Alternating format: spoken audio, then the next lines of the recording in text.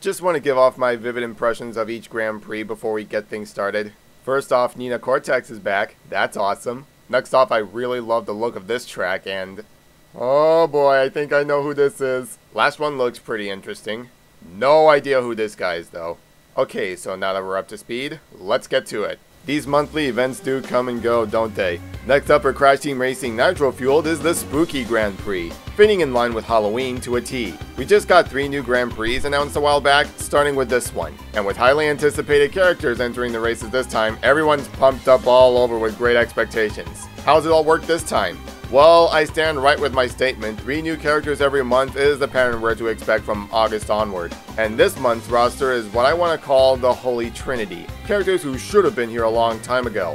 Better late than never to have them, really. Of course, the major star this month is Nina Cortex, and her design for this game is honestly the best she's ever looked in over a decade. I think if you were to bring back anybody from the modern Crash era, this is how you do it. A perfect combination of her trademark Twin Sanity design and her bitchy girl personality trait from Radical's lineup. From Tag Team Racing, the Crash of the Titans, to Mind Over Mutant. Actually feels great to have her here. Same for Embryo and Komodo Mo. There's just something about including them here that just makes the roster feel more complete. Now the Komodo brothers are the duo they should have been all along, and having Brio on board is more impactful than I initially thought. Hell, this is the guy I've been playing the most out of the 3 this month. After all, I was in the first game! Oh, how this man will be missed. Not to discredit Tom Kenny, of course. In fact, he does a really good job with Brio, and his performance actually grew on me the more I played him this month. There's just something about Maurice LaMarche that brought so much life and energy into this guy, you know? All the cars this time are direct from Crash Tag Team Racing, all retooled and repurposed in some fashion.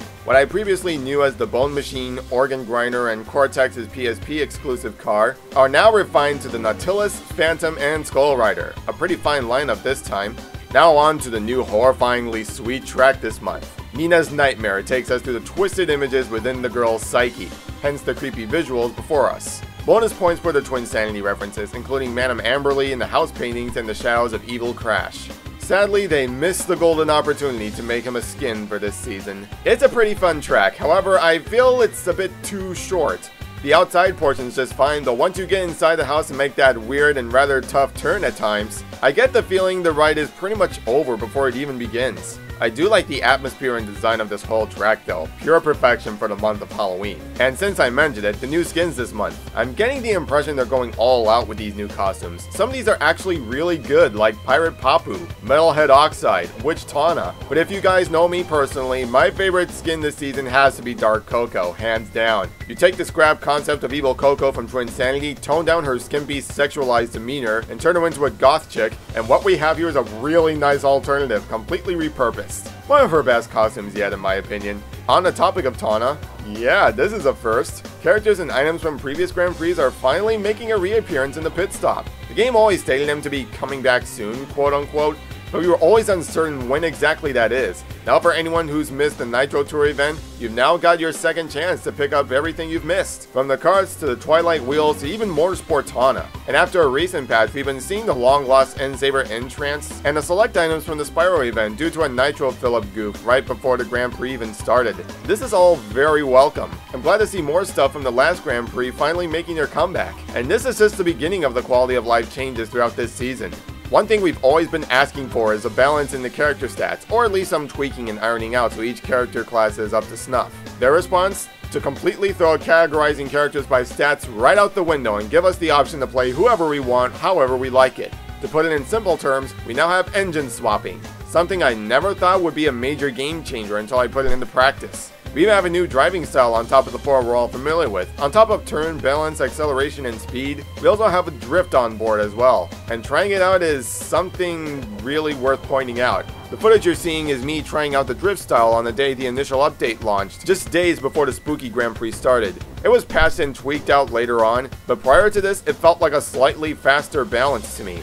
Now I can say it's somewhere in between acceleration and speed as a more viable driving style, and it feels significantly much better to control. I feel this patch was to help make the drift style more accurate and close to its displayed stats, which if that was the case, I genuinely applaud them for doing so. On a side note, we do have an all-new cup race to try out, which is more than what we've been needing all this time.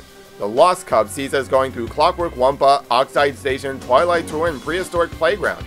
This is a great addition to the cup tournaments, and I'm hoping we'll get more down the line, because already I can think of a couple more tracks that could be utilized in this matter. And on top of that, we even have Wumpa Coin bonuses applying to all offline modes. Considering the current state of the pit stop and Wumpa Coin payouts in general, this is a good start in the right direction. What we do get though is the weekend bonuses, lasting from Friday to Monday, which doubles the amount of coins you earn overall. If you want the 5 times multiplier, which lasts for about 30 minutes of gameplay, you'll still need to play online if you want some additional coins. But this is another welcome change. Really hoping they manage to apply all multipliers to every game mode possible, so all these special bonuses aren't exactly out of the game's reach. Oh, and we also have this new card that's currently out for paid DLC. The FIREHAWK is a special deal in collaboration with Activision's Call of Duty Endowment, which is basically a charity paying tribute to World War II veterans. It's a nice addition personally, and I trust their hearts are in the right place, as the payouts for this $5 card go directly to the charity, and it's currently up until they've earned about $1 million, so I say grab it while it's still ripe for the taking.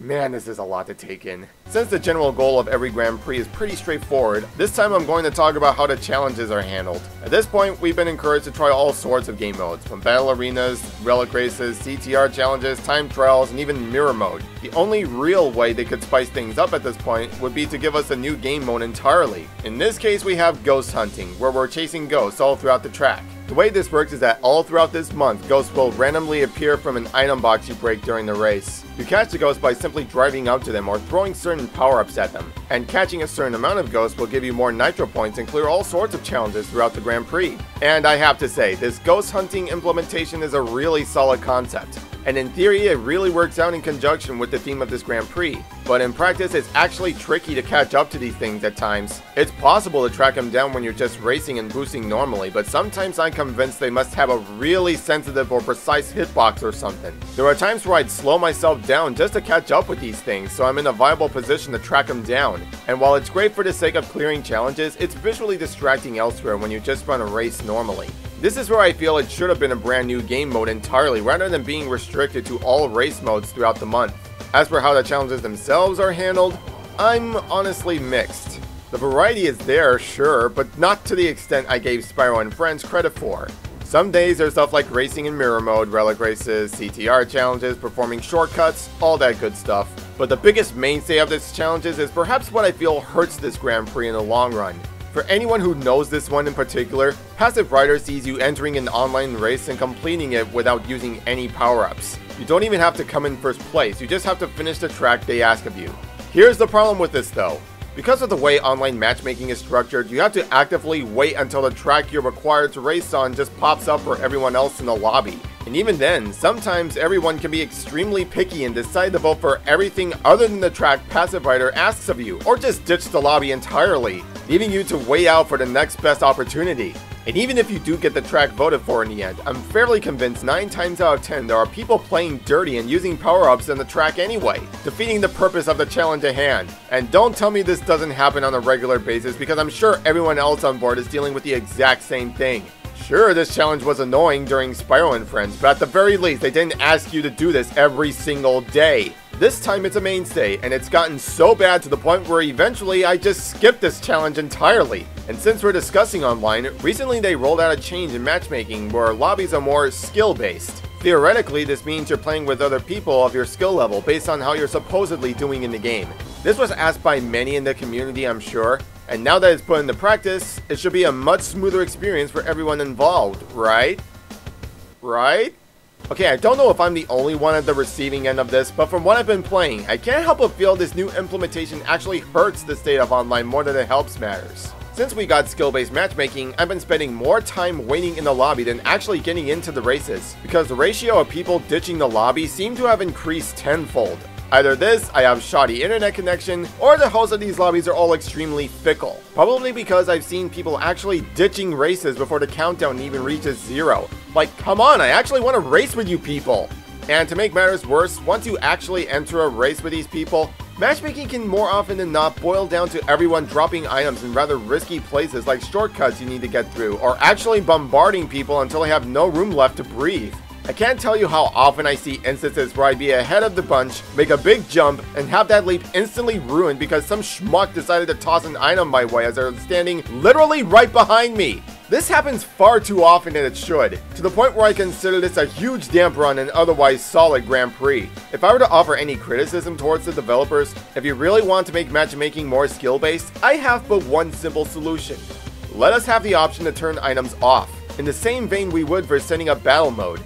I don't know how difficult that'd be to implement, but I believe this would fix the main problem we're currently facing in matchmaking, as right now it is too much of a mess for me to handle these days. I'd honestly much rather have what we got with the last couple Grand Prix prior to what's presented at hand. Hell, racing with friends is still the best way to play online anyhow, so I'm gladly sticking with this whenever I join people for a round or two. Alright, make no mistake though, the Spooky Grand Prix introduced a lot of great changes to help improve the game moving forward. We now have engine swapping, offline bonuses, returning items to the pit stop, and to top it off, 3 of the most long-awaited characters everyone was asking for. A good chunk of what we got here is excellent. However, I feel the challenges in the online aspect are what knocks this one down a couple pegs. It's a good time all things considered, but could have been much better for me honestly. I'm still very satisfied with these quality of life changes, I just hope everything I've been kvetching about the last couple of minutes could be touched upon in the future. With this in mind, 2 other Grand Prix away, and judging by the preview we have of November's event, I think I already have a good idea of what's coming our way, and there's no fooling me, B-Nox, and it's fairly obvious who we're gonna see next time. Really hoping it'll wow me as much as this one did at the start, perhaps even more so. Anywho, thanks for watching, be sure to check out my online highlights as they are live, and I hope your Halloween season was as good as ever. Good night, folks.